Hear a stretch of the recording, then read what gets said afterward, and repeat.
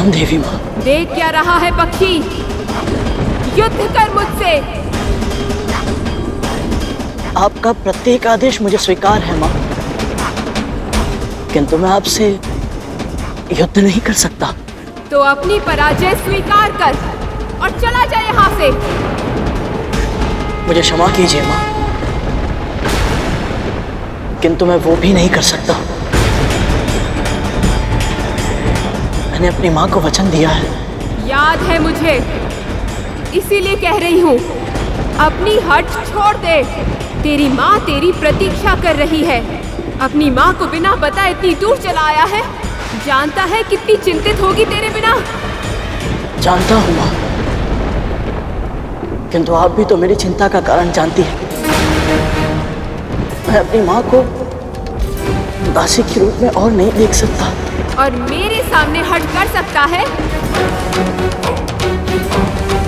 यदि इसी समय तू यहाँ से नहीं गया तो तुझे मेरा दंड सहना होगा। मुझे स्वीकार है माँ। तू मारा जाएगा गरुड़।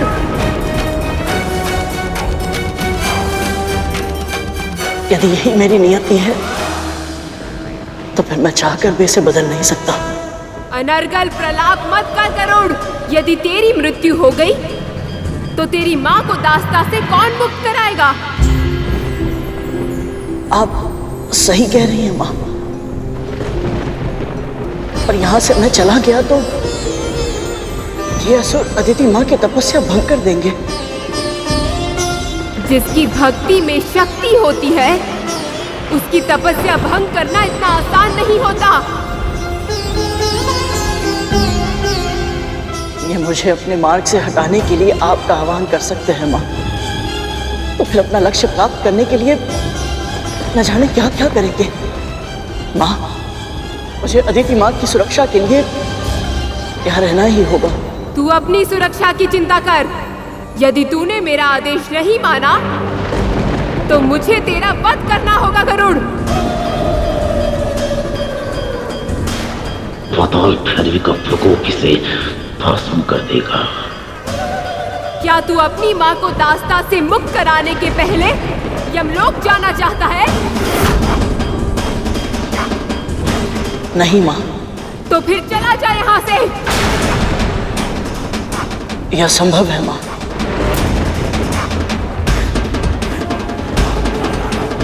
पहले प्रत्येक बात पर माँ माँ कर रहा था, अब ना ना कर रहा है। पाताल भैरवी इससे इतनी बातें क्यों कर रही है? इसका वध करके अपना कार्य समाप्त क्यों नहीं कर रही? मैं तुझे अंतिम चेतावनी दे रही हूँ गरुड़। इसी क्षण उठ जा यहाँ से, अन्यथा अपनी मृत्यु का उत्तरदायी तू स्वयं होगा। आपके हाथों से मृत्यु मिले, इससे बड़ा सौभाग्य और क्या हो सकता है मेरे लिए। तो फिर यही सही।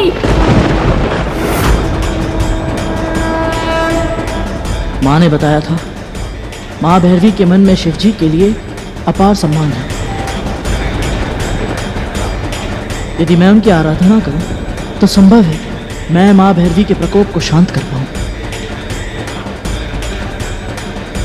मेरे प्राण आपके ही है माँ, पर क्या? मेरा वध करने से पूर्व क्या आप मेरी अंतिम इच्छा पूरी करेंगे? बता, क्या है तेरी अंतिम इच्छा?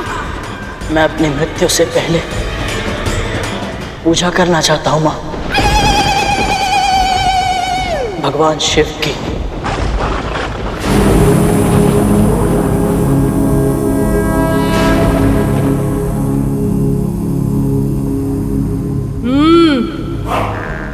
बड़ा चतुर है तू। जा, दी अनुमति, कर ले अपनी अंतिम इच्छा पूरी।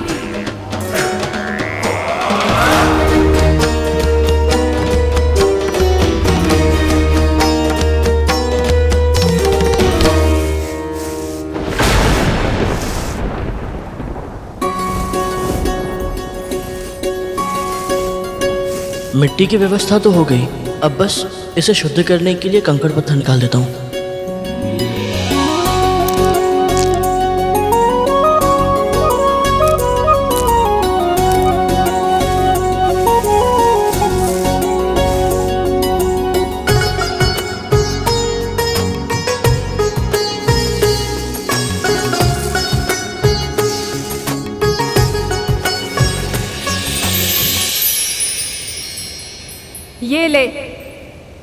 पहले जल से मिट्टी गीली कर, तभी तो ठहरेगी। मूर्ख कहीं का।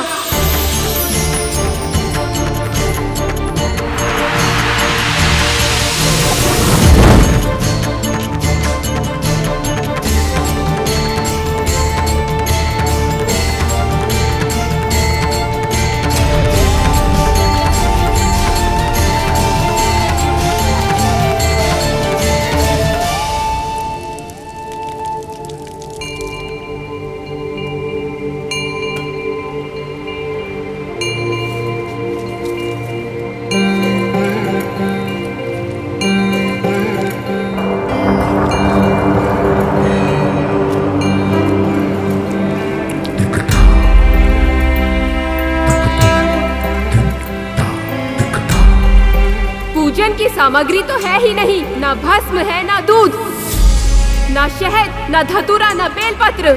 कैसे करेगा पूजन?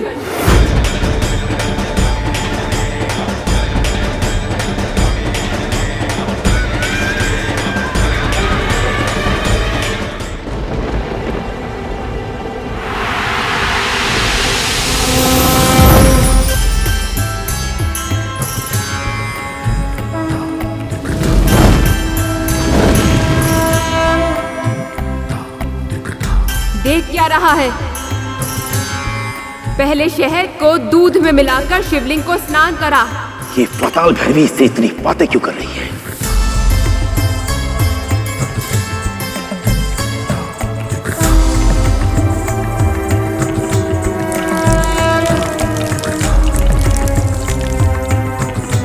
अब भस्म से त्रिपुंड बना।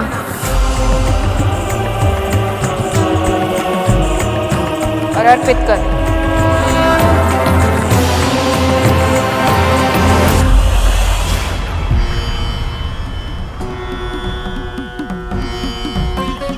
इस विशेष पूजा के कारण मेरी मृत्यु कुछ समय के लिए टल अवश्य गई, पर पूजा संपन्न होने के बाद होगा वही जो अटल है। माँ मेरा वध कर देंगी। निश्चित ही मैंने पिछले जन्म में कुछ पुण्य अर्जित किए होंगे, जो मृत्यु से पूर्व मैं भगवान शिव की पूजा जैसा शुभ काम कर पा रहा हूँ। और तो और माँ पाताल भैरवी स्वयं मेरी पूजा विधि विधान से संपन्न करवा रही है।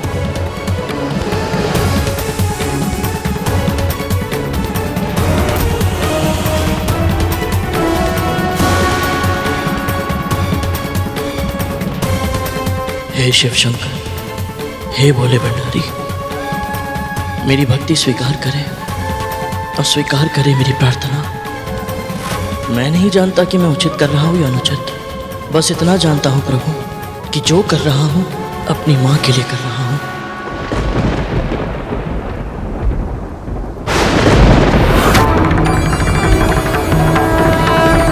यह जीवन मेरी माँ को समर्पित है। यदि उनके संस्कारों की रक्षा करते हुए मेरे प्राण भी चले जाए तो मुझे बिल्कुल भी दुख नहीं होगा, पर वो समय आज नहीं आया है प्रभु। अपनी माँ को दास्ता से मुक्त कराने से पहले मैं मरना नहीं चाहता। मेरी सहायता कीजिए प्रभु, रक्षा कीजिए। ओम नमः शिवाय, ओम नमः शिवाय। शत्रु का दमन करने भेजा था मैंने पाताल भैरवी को, वो तो स्वयं उसके साथ अलती पालती मारकर बैठ गई।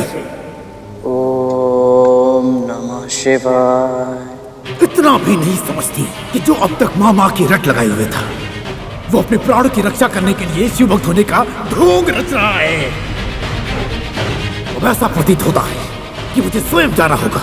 चलो। रुकिए सेनापति, ऐसा कुछ मत कीजिए जिससे उन्हें क्रोध आ जाए। सिंह का सही कह रही है सेनापति। पाताल भैरवी से वरदान मांगने का सुझाव माँ दिति ने ही दिया था। अब यह वरदान पूरा हो, इसके लिए सुनिश्चित करना होगा कि क्या किया जाए, और ये भी वही बता सकती हैं। यदि आपकी आज्ञा हो तो मैं स्वयं को 2 भागों में बांट लूंगा। मेरा एक भाग माँ दिति के पास मार्गदर्शन के लिए चला जाएगा और दूसरा भाग यहीं रहेगा, ताकि मैं यहाँ भी सूचना प्राप्त करता रहूं। उचित कहा राहुल, जाओ, शीघ्र जाओ।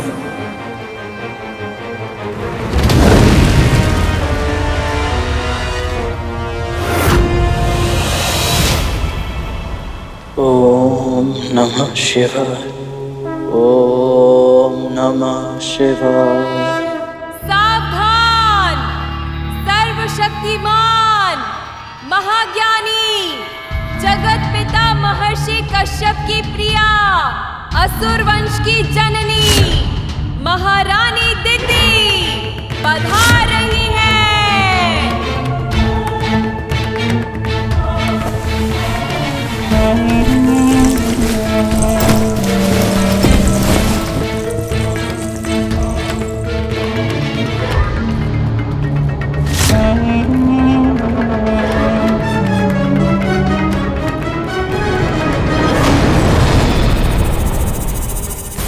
राहुल यहाँ अकेला, वो भी इस अवस्था में। तुम सब जाओ यहाँ से।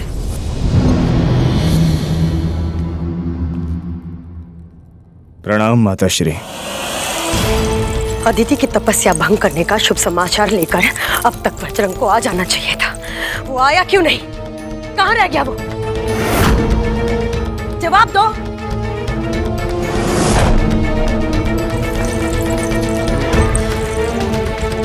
क्या हुआ पुत्र?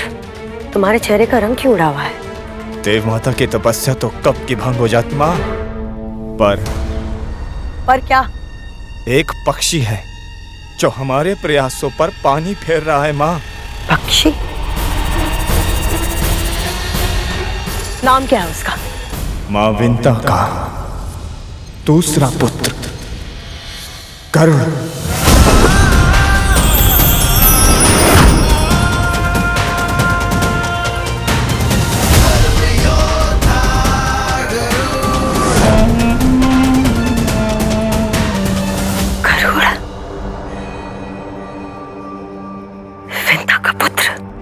महाबुद्धिमान, महाबलवान, आकाश का इंद्र कहलाएगा वो। पर वो असुर सेना और अदिति के मध्य क्यों आ रहा है? मुझे नहीं पता माँ। गरुड़ को पराजित करना आसान नहीं है माँ।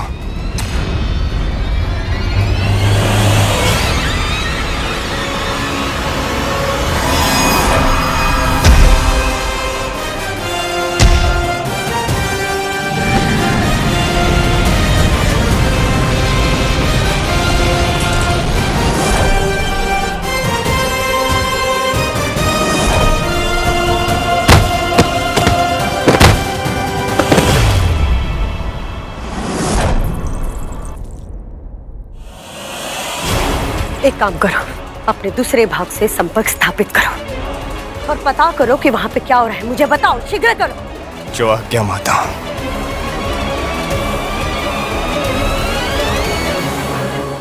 ओम नमः शिवाय, ओम नमः शिवाय। पाताल भैरवी गरुड़ को शिव की पूजा करते देख भाव विभोर हो गई है। वो अपना रौद्र रूप त्याग कर सौम्य भाव अपना चुकी है, जिसके कारण सेनापति वज्रांग अत्यधिक क्रोधित हो गए हैं।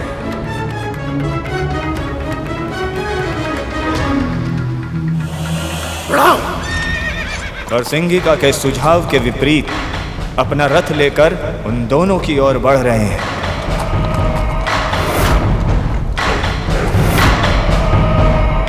ओम नमः शिवाय।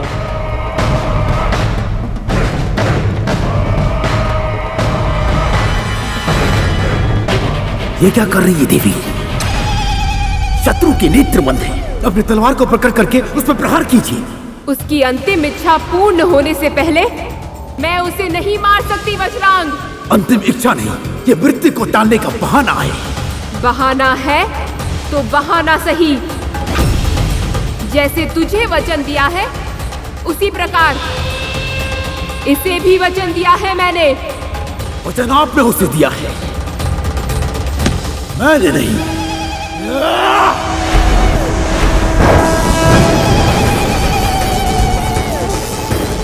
असुरों की इष्ट देवी हूँ, इसीलिए तुझे प्राण दान देती हूँ। अन्यथा मेरे शिव शंकर की पूजा भंग करने वाला एक क्षण भी मेरे सामने जीवित नहीं रहता।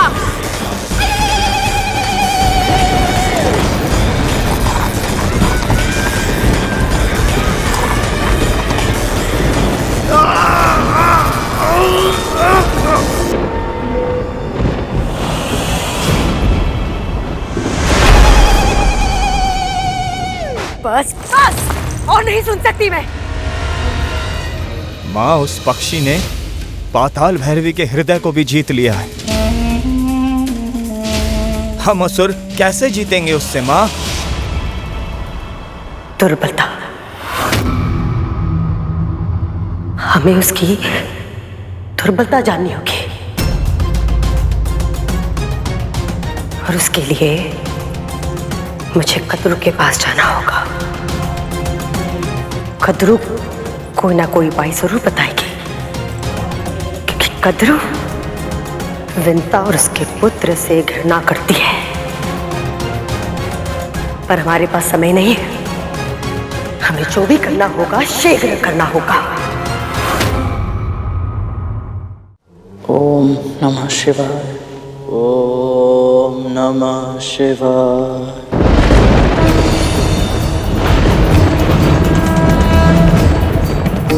ओम नमः शिवाय।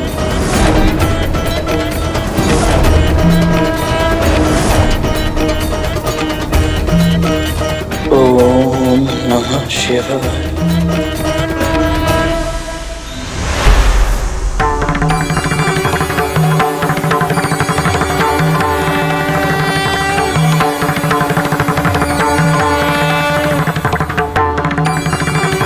इस बालक पे दया कीजिए देवी,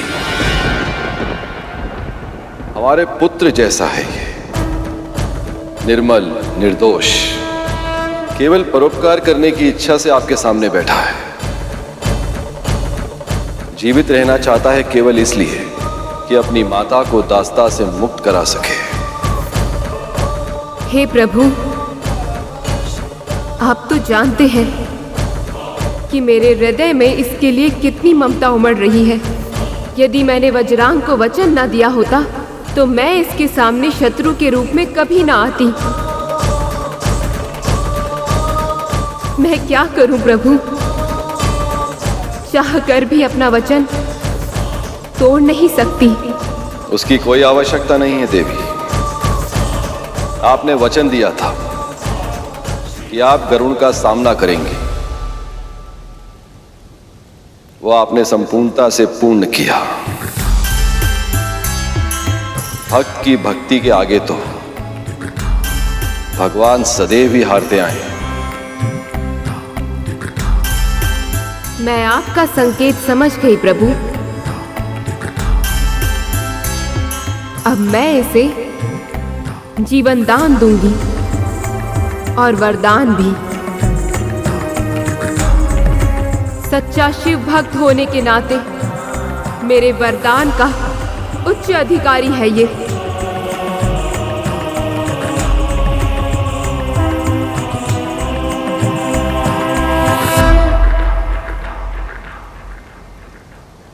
ओम नमः शिवाय।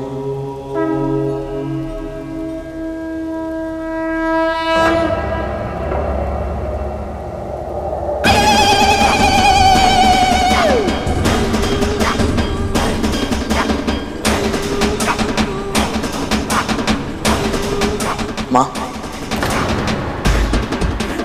मेरी पूजा समाप्त हुई। अब आप मेरे प्राण ले लीजिए।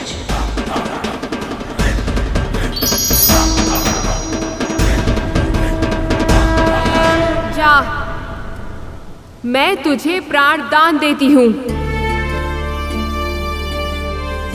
और तुझे वरदान देती हूँ कि समय आने पर शिव शंकर तुझे अवश्य दर्शन देंगे और इस पूजा के फल स्वरूप तुझे मनोवांछित वरदान भी देंगे। मेरी तो केवल एक ही इच्छा है माँ, कि मैं अपने जन्म की और अपने माँ की दासत्व की कथा जान पाऊं और अपनी माँ को बड़ी माँ की दास्ता से मुक्त करा पाऊं। बस इसीलिए मैं अदिति माँ की तपस्या पूरी होने तक प्रतीक्षा करने यहाँ आया था। तेरी प्रतीक्षा शीघ्र समाप्त होगी गरुड़, और जिस कथा को जानने के लिए तू इतना व्याकुल है उसका भेद शीघ्र तेरे सामने खुलेगा।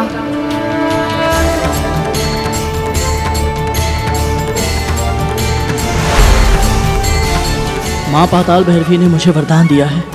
इसका अर्थ है कि अब नियति की देवी मुस्कुराएगी, अब सब ठीक हो जाएगा। पर कैसे? क्या अदिति माँ की तपस्या पूरी होने वाली है? क्या होगी माँ की दास्ता के अतीत की कथा?